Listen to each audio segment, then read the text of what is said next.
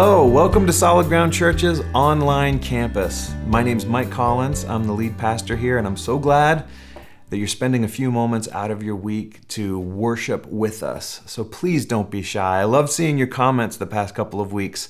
Let us know where you're watching from and just say hi. And it helps us to feel like we're even closer together. And if you're new around here, please take a moment to fill out the online connection card we have. I love getting to know you a little bit better. And we can send you some information on how to take the next steps in becoming a part of the Solid Ground Church. We have a saying, you're a guest here once, and after that, you're family. And some of us are kind of weird. You may not want to be family, but you'll get used to us after a while. Or you may be that weird person. That's okay. You're welcome here too.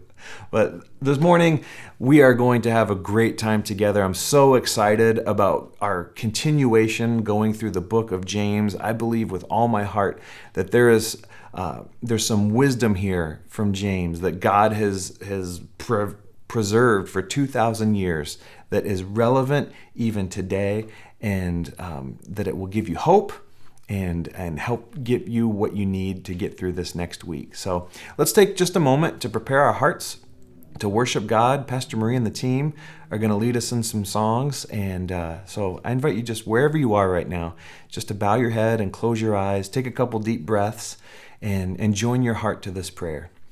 Dear Heavenly Father, we thank you so much that you are with us, that you see what's going on. And right now, as we enter into worship, we lay down our fears, we surrender our anxieties, and ask that you would fill us up with hope this morning, here, even in 2021, a hope that you are at work, a hope that you see us, and a hope that we have a bright future in you, and there is nothing that you can't get us through.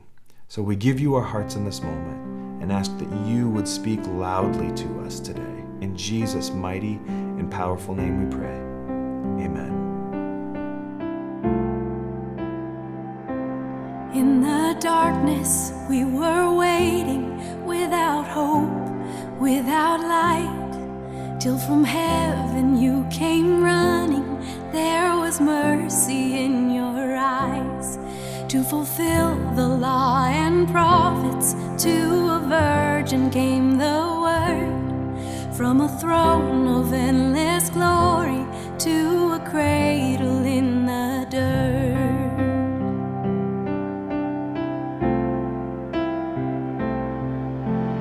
Praise the Father, praise the Son, praise the Spirit, three in one.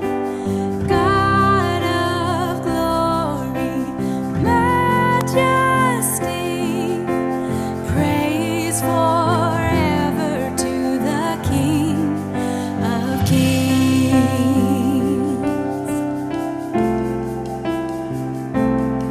To reveal the kingdom coming, and to reconcile the lost, to redeem the whole creation. You did not despise the cross, for even in your suffering you saw to the other side, knowing this was our salvation. Jesus, for our sake you died. Oh, praise the Father, praise the Son, praise the Spirit, three in one.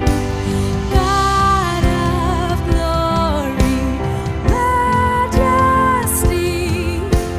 praise forever to the King of Kings.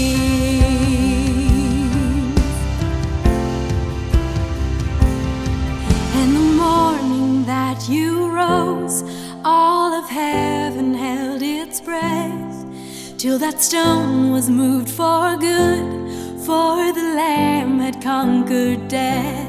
And the dead rose from their tombs, and the angels stood in awe, for the souls of all who'd come to the Father are restored, and the Church of Christ was born. Then the Spirit lit the flame. Now this gospel truth of old shall not kneel, shall not faint. By His blood and in His name, in His freedom I am free. For the love of Jesus Christ, who has resurrected me. Oh, praise the Father, praise the Son, praise the Spirit, three in one. God of glory, majesty, praise forever to the King of kings. Praise forever to the King of kings.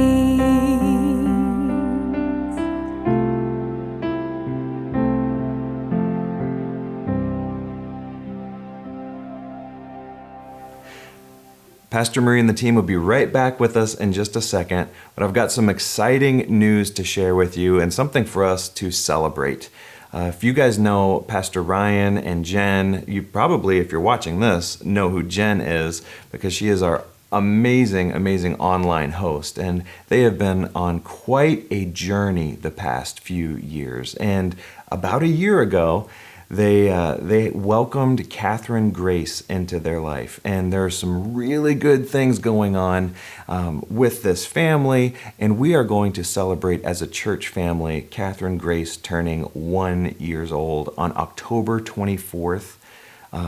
It's on a Sunday, and if you're in the Southern California area, you are invited to enjoy some delicious tacos and celebrate as a church family Catherine making it to 1 year through her amazing life so far. And we would love for you to be a part of that. We'll also celebrate online, and if you have a note to send to Catherine Grace or some encouragement for Pastor Ryan and Jen, please send that on to office@sgbic.com, and we'd love to get that to them. Or you can just leave it here in the comments, and we'll make sure that they see those as well. Speaking of kids, we are moving our SG Kids frequency up to 2 times a month. So we're still rebuilding and regathering our kids ministry team, but the dates for all of our SG Kids programs from now until the end of 2021, those are already up at sgbic.com.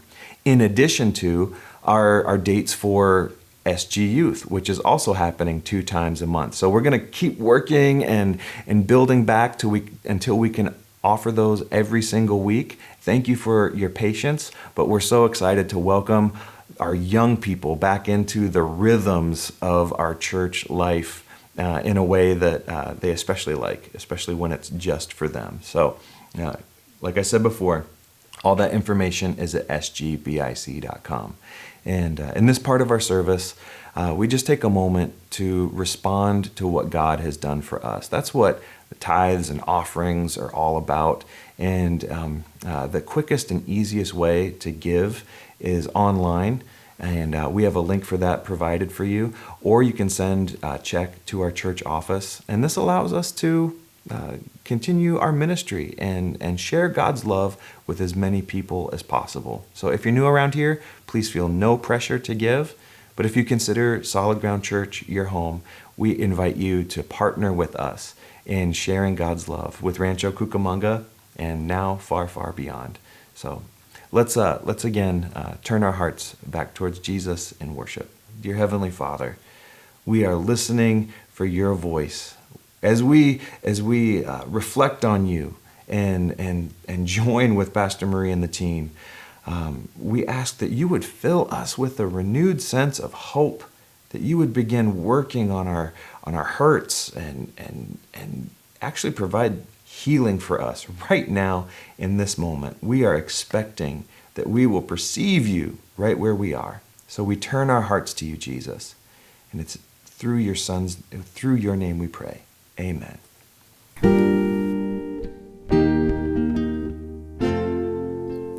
All to Jesus I surrender, all to Him I freely give. I will ever love and trust Him in His presence daily live. All to Jesus I surrender, humbly at His feet I bow. Worldly pleasures all forsaken, take me, Jesus, take me now. All I am, all I have, I give it back to you. Every breath, every step, oh, I surrender all. All to Jesus I surrender, make me Savior, wholly thine. Let me feel the Holy Spirit, truly know that Thou art mine. All I have, I give it back to you. Every breath, every step, oh, I surrender all. Sing this with us. I surrender all. I surrender all to Thee, my blessed Savior. I surrender all. All I am, all I have, I give it back to you. Yes, Jesus. Every breath, every step, oh, I surrender all. Stephen was one of the first leaders in the early church movement in Jerusalem, and his reputation was great amongst the early Jesus followers, and he was known as wise. God was using him to perform miracles, and his reputation was well-deserved. It was easy to see that God's hand was on this man's life. So he was made a leader by the apostles, and as he was going about the business of telling people about Jesus, it didn't sit so well with the leaders in the Jewish temple. And they started confronting him about all of this Jesus talk because it wasn't good for business. Their reputation was diminished in the community. It was very threatening to them. And every time they tried to question him or corner him or getting him to say something that was blasphemous, his response would have been eloquent, full of wisdom, and full of good news for the people in Jerusalem. So these religious leaders conspired and got someone to lie about Stephen's work, saying that he was talking against the laws of Moses and talking against the temple, which wasn't the case. And so there was this kangaroo court kind of a trial that was set up, very much echoing the kind of trial that Jesus was subjected to. And in this, it's in Acts chapter 7, Stephen retells the story of almost the entire Old Testament, but tells it in light of Jesus. He tells it with Jesus glasses on and reframes their whole worldview of saying that Jesus was the point of all of this. And throughout the ages, the children of Israel had missed the point. But now the point has been revealed that it was Jesus, that this is what it was all about. And then he gets into trouble when he says, and you, the Pharisees, you, the leaders of the temple, you have missed it, even to the point of killing the one that God sent. And they were outraged, and they grabbed Stephen and drug him outside of the trial to the edge of the city and started stoning him. And in Acts, picking up in Acts chapter 7, verse 59, while they were stoning him, Stephen prayed, Lord Jesus, receive my spirit. Then he fell on his knees and cried out, Lord, do not hold this sin against them. When he said this, he fell asleep. And Saul approved of their killing him. On that day, a great persecution broke out against the church in Jerusalem, and all except the apostles were scattered throughout Judea and Samaria. Godly men buried Stephen and mourned deeply for him. But Saul began to destroy the church. Going from house to house, he dragged off both men and women and put them in prison. So this is the moment where things for the Jesus movement went from not so great to worse. The persecution heated up. And this is the backdrop. Years later, probably decades later, that James, the brother of Jesus, is writing his letter to Jesus followers of a Jewish background all throughout the Roman Empire. But this is his context in Jerusalem. This moment wasn't just something that happened a long time ago. It was still something they felt the domino effects of, this fierce persecution. And things, like I said, things only got harder after Stephen was killed. So we've been going through the book of James verse by verse here for the past couple months. And this is their context. They were wanting by this time relief from oppressive Rome and from the injustice of the Jewish temple system. And it's amazing when you think about it, that they've gone through real persecution for decades. Imagine how much longer it actually felt. Like it's one thing on the calendar, but imagine how long they had been crying out to God. What are you doing, God? You sent Jesus here. We followed Jesus. We're a part of this new covenant, but we're still hurting. We're still uncomfortable. We're still suffering. And James had tremendous wisdom and insight for the readers of this letter. But also for us, we can glean from, because in my own life experience, I know when I'm suffering, things seem to take like forever. It's almost like time warps. Or you have fun and it seems like, ooh, that went by in a flash. But when we're hurting, when we're suffering, it's like, God, what are you doing? So if that's you today, let's lean into this, just a couple of verses in James chapter 5, and we'll pick up in verse 7, because I believe there's hope here for you today. James says, "Be patient then, brothers and sisters, until the Lord's coming. See how the farmer waits for the land to yield its valuable crop, patiently waiting for the autumn and spring rains. You too be patient and stand firm, because the Lord's coming is near." Be patient. Stand firm. This verse reminds me of 1988. I was 9 years old, and Jesus was supposed to come back.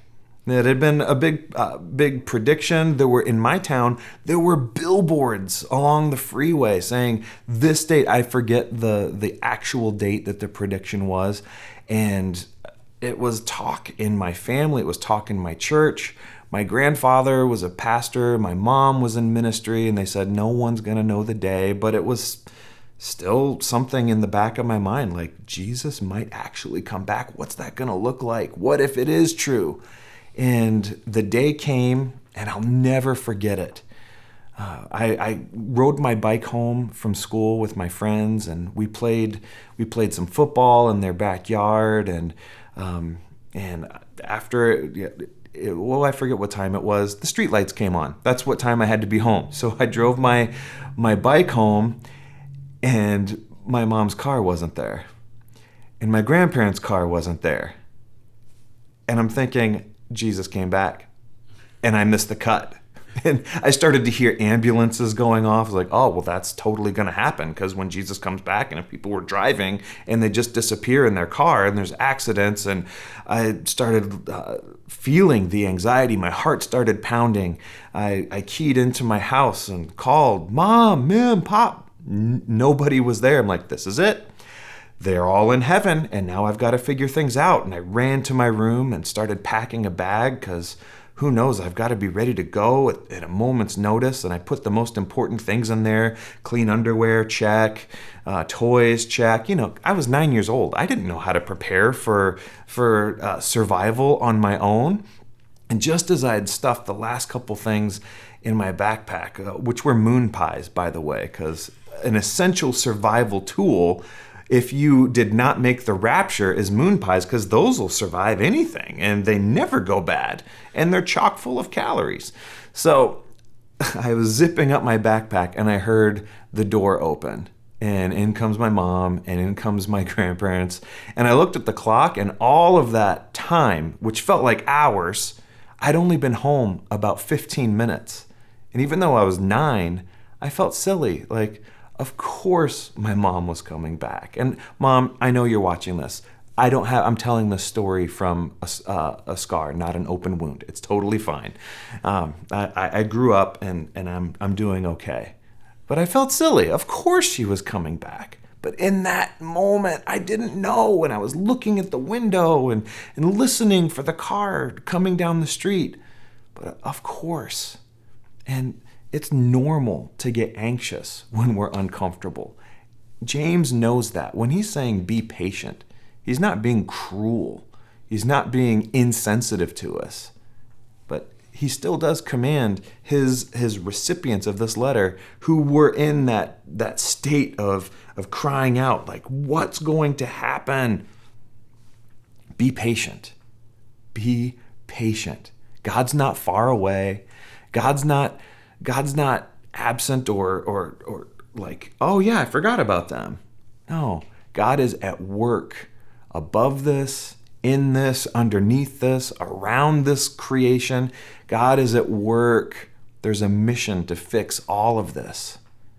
And then in that image of waiting and feeling anxiety and feeling discomfort while we're suffering, James gives us this image of a farmer who waits for the spring rains and waits for the autumn rains. And I've grown up near the beach most of my life, or in the city most of my life, but for 1 year I lived in a small farming village, and it was tobacco farms in Funiki, Japan.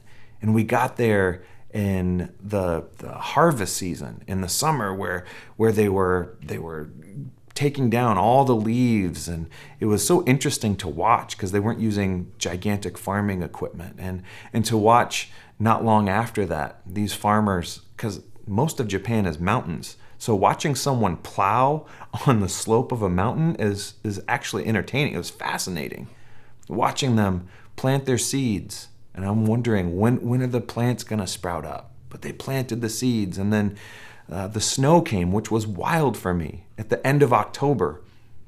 And there was snow on the ground from October until late May. It was freezing cold there. But the farmers didn't freak out. They were just waiting and weeding once the snow melted, and the plants grew back so quickly. But when I was watching, I was thinking, like, okay, they know what they're doing. I'm freaking out because there's no plants, and remembering to the last year, like, whoa, It's almost June and these plants aren't very tall.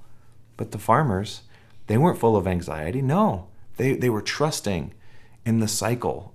They were trusting that the rains would come, that the plants would grow like they're supposed to, even though they weren't in control of those factors. And it's a reminder to me, just like James is reminding us, that God works on a different time scale. God works on a different time scale than you have, and God works on a different time scale than I have. And I know it's simple, and a lot of us have heard that. God's never late. He's right on time. Amen, brother and sister? But seriously, just take a breath and think about that for a second. God sees all of human history in a flood. He can see it all at once. You and I only perceive this moment. We can remember back. We can dream about the future, but all we really have is this moment, but God sees it all. And there can be a great comfort in that for us, knowing this feels that it's taking forever. But God sees the very end of all of this. God sees the end of all of this, but God also sees the end of what you are going through. So in this moment of tension, things aren't right, I want God to make them right, James also speaks in verse 9. And I think it's interesting what he tells his readers. Don't grumble against one another, brothers and sisters, or you will be judged. The judge is standing at the door. When people are waiting, when people are suffering, things get chippy. I'm thinking of being on a plane, and maybe you've been waiting to take off, or you're waiting for the plane to get to the gate at the end of a long journey. And a lot of us have had this experience when the flight attendant or captain comes on the intercom and says, "I'm sorry, folks, it's going to be about 45 more minutes." You can probably hear the noises right now. Oh, come on. Oh, it's canceled. Things get chippy when people are waiting, and things get tense because people are uncomfortable. And one of the natural human responses when people are merely uncomfortable or when they're suffering is they look around for something or someone to unload their anxiety on, to unload their anger at. And James here is saying, okay, I know you're uncomfortable, but wait. Don't grumble and complain and focus that on other people. That's not the way of Jesus, and it's not good for you either. Because when you do that, you're judging others. And there it is again, the same theme of human beings taking and assuming the place of God. And James is warning and not so subtly reminding people, you are not God. And even when you're suffering, don't judge one another. There's a better way to do this. He's warning his reader to connect and to focus on the connection between speech and judgment. He said that's like a light on the dashboard of your life. Like when you sense yourself grumbling and complaining and judging other people, your focus is in the wrong place. When we sense this compulsion to grumble and complain against other people, it's a natural human response, but it's one that God's calling us to notice, be mindful of, to submit to God and say, oh, I noticed this, help me. That's the time to stop and to recalibrate and to do what James told his people to do when we feel that, to recalibrate and ask God for more patience and more wisdom. It's a real dynamic, but it's one that we can face differently than the world faces. The world just looks around and goes, oh, that's the reason, they're wrong. I'm going to just focus everything over there on that person or that organization or whatever it is. And James says, you know what? There's people who've come before us that have dealt with that tension and that dynamic in a much healthier way. And he provides examples of people that came before. And he would have expected his readers to know about the Old Testament prophets, to know about Job. And he talks about that in verse 10.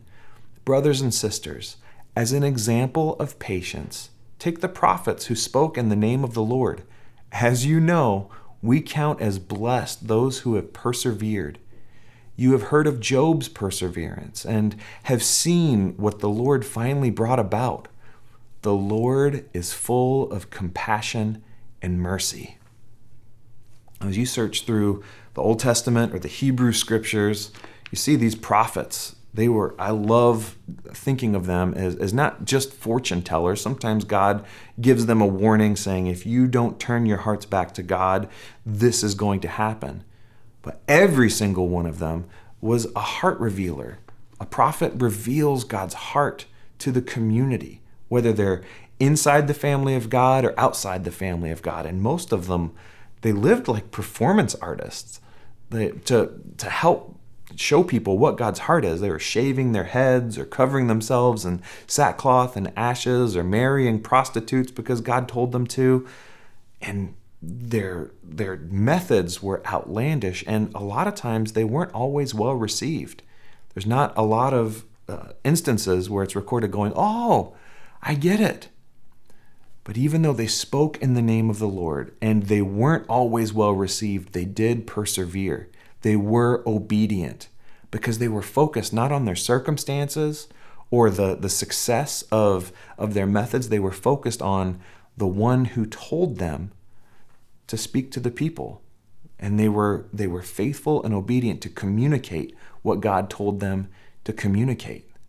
I love how James here lists Job, because if you've read the book of Job, I think we all know it's not like a warm and fuzzy feel-good story. And if you read through, it may be a little bit of a like, wait, what do you mean? He persevered, because there were times where he questioned God. But his heart was one of trusting God with his questions. Job was honest in his struggles and trusted God in the end to say, like, okay, Job said, God, you give and you take away. God, you're in charge.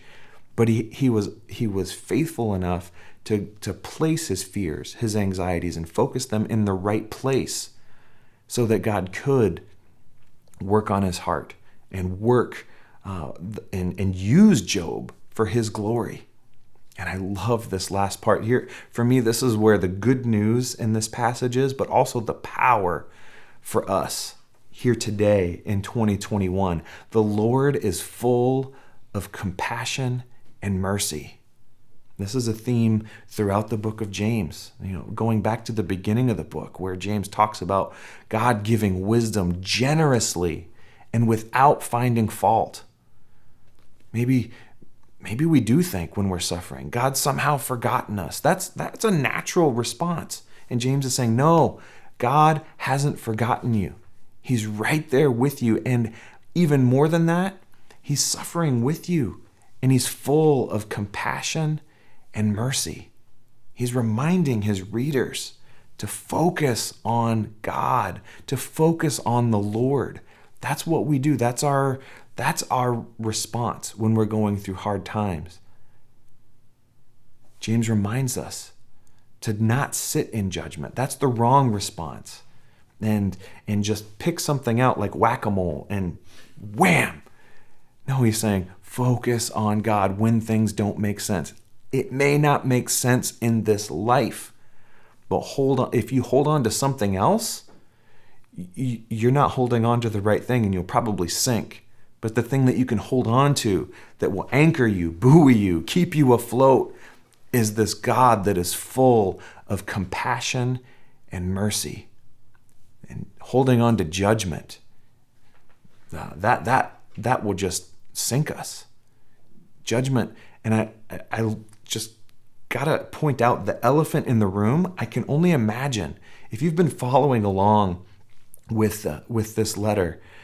Like James has just finished talking to some rich landowners and telling them not to put their focus on their earthly possessions, and even more than that, not to put their hope in their earthly possessions, because that's just as flimsy as putting our hope in our judgments over people.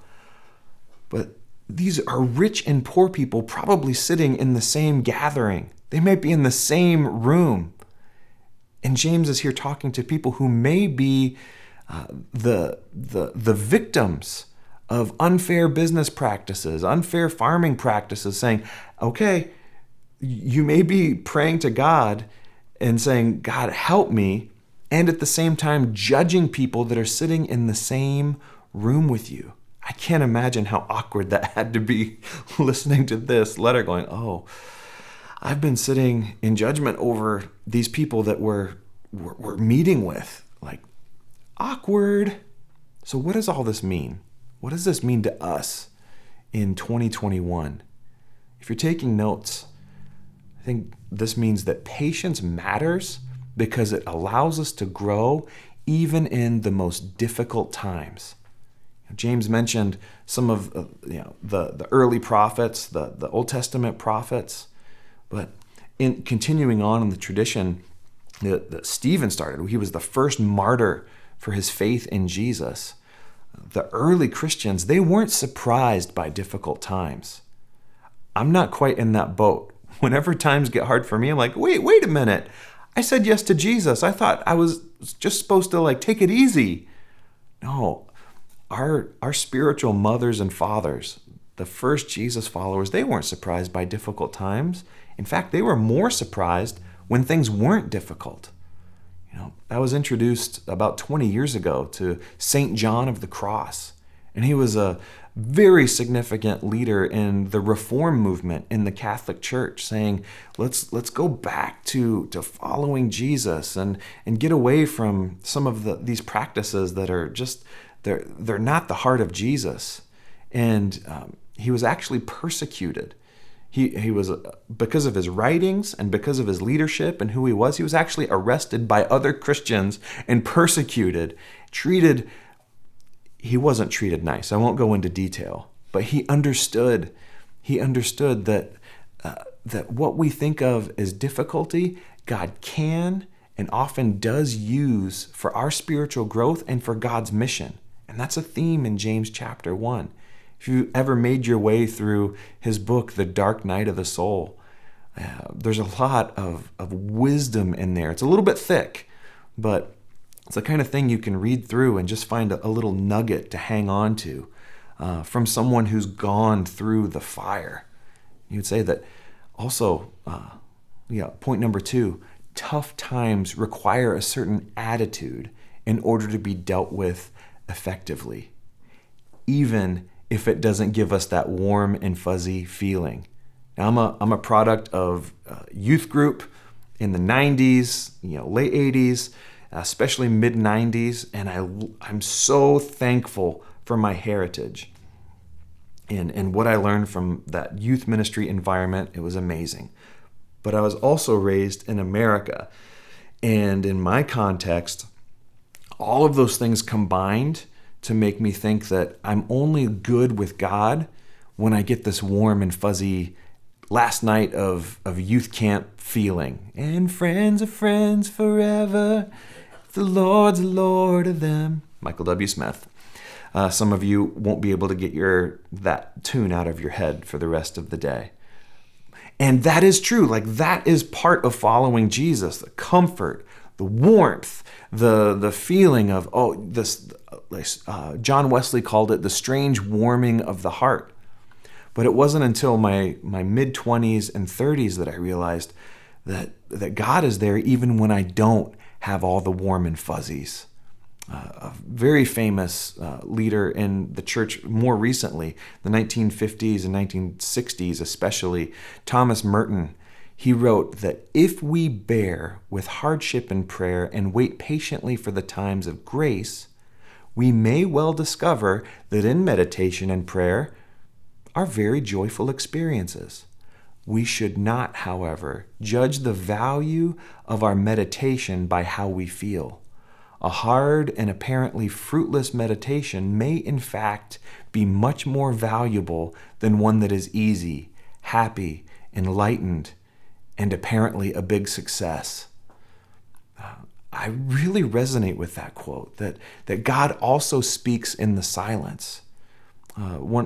Oswald Chambers, who wrote My Utmost for His Highest, he says, God trusts us with His silence. And it's not always fun, but sometimes life is just like that. And we don't know, and we're not able to perceive all that's going on under the surface. But God is still there, strengthening us. God is still there and using our willingness to follow God, even when the path isn't clear. That's like what another writer says, like, we learn from success pretty much everything we can learn by the time we're about 25 years old. And we still want to succeed, and we want to have success after 25, but success we're not learning from it as much as we used to. But it's the times when we fail, or the times when we don't feel the warm and fuzzies, that we really learn from the age of 30 on. That doesn't make me feel warm and fuzzy, but take heart if you're going through a hard time, or if you're not succeeding, that God's working on you. There's one other example I wanted to talk to you about that I found in my research that I was really inspired by. I didn't know about Catherine of Genoa.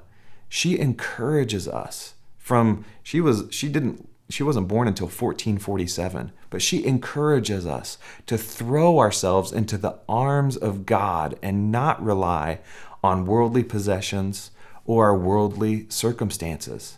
So she was born into a very religious family, but in 1463 she married a rich man, and her husband was really focused on his riches, and it caused some tension. She was very devout, she loved Jesus, and his focus on these earthly possessions and on comfort, it was a source of tension in their marriage until he lost his fortune.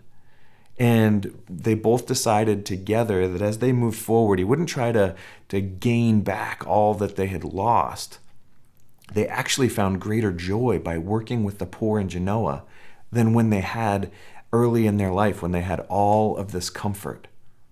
So hard times, they have the ability to bear certain results even if you can't see them. All throughout these past couple weeks looking at this, I kept thinking about the example of a bamboo tree. You know, and maybe you've heard this before, but when a bamboo tree is growing, its first year, its second year, its third year, its fourth year, into its fifth year, not much happens. It only grows about this much. But in the fifth year of a bamboo tree's life, it grows 90 feet in 6 days. That's 90 feet. And maybe your life, you feel like you've been growing just a little bit and struggling in your first decade, your second decade, your third decade, your fourth decade, and you're not seeing things change. You're not seeing much growth in your life. But maybe you're like a bamboo tree, and in the fifth or sixth or seventh decade, that's the time for you to grow 90 feet in 6 days. I'm so encouraged by that because it means that just because you don't see growth on the outside and results, like those of us in the West, we love to see those results, and we're infatuated with them. I'm ashamed to tell you how many times I've clicked on an ad that promises weight loss in 3 days or whatever outlandish health claim they're making, because we love that. But God's way is slow. Discipleship is a slow process of being conformed to the image of Christ. The process of following Jesus will take us through tough times. And if we can have the humility of a farmer, to have the humility like James keeps telling his readers over and over, to cultivate this life of humility, we will trust that God is working even though we don't see the results with our natural eyes. So I think James would challenge us today that we don't judge others, even if they're the source of our suffering. Like the elephant in the room today, like I think it's quite possible like that that we could be making the same mistake, and all the things. At Solid Ground Church, we see the prayer requests, and we're so glad that you reach out to us. But we're going through some stuff, some heavy stuff, cancer, unexpected cancer, all kinds of financial difficulties and relational difficulties and other sicknesses and people recovering from COVID. But maybe God is at work with all of this.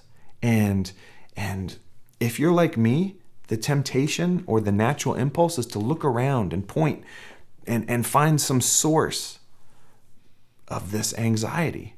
But James' challenge to us today is not to grumble and complain against the source of this, or we will be judged. James would challenge us to take a inventory of our heart. The Bible says so many times it's about the heart. Guard your heart above all else, for it's the wellspring of knowledge.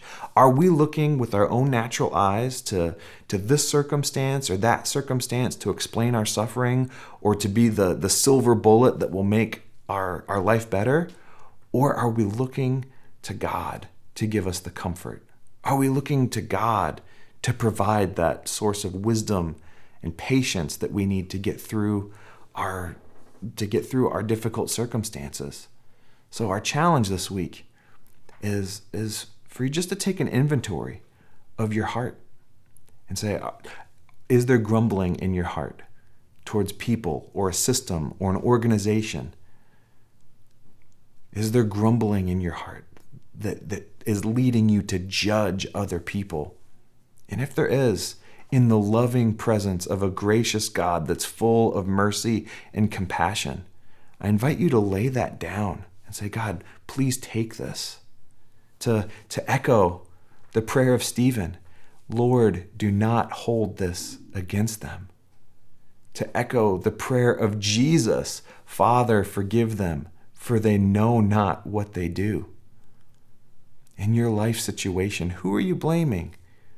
Why not set them free? That holding on to bitterness and grumbling and complaining, it's weighing you down. When I do it, it weighs me down. Why not set yourself free? Doesn't mean everything's okay. It doesn't mean that we let down good and healthy boundaries, but that bitterness, that unforgiveness, or that judgmental spirit, it's only going to hurt us in the end if we continue to cultivate that.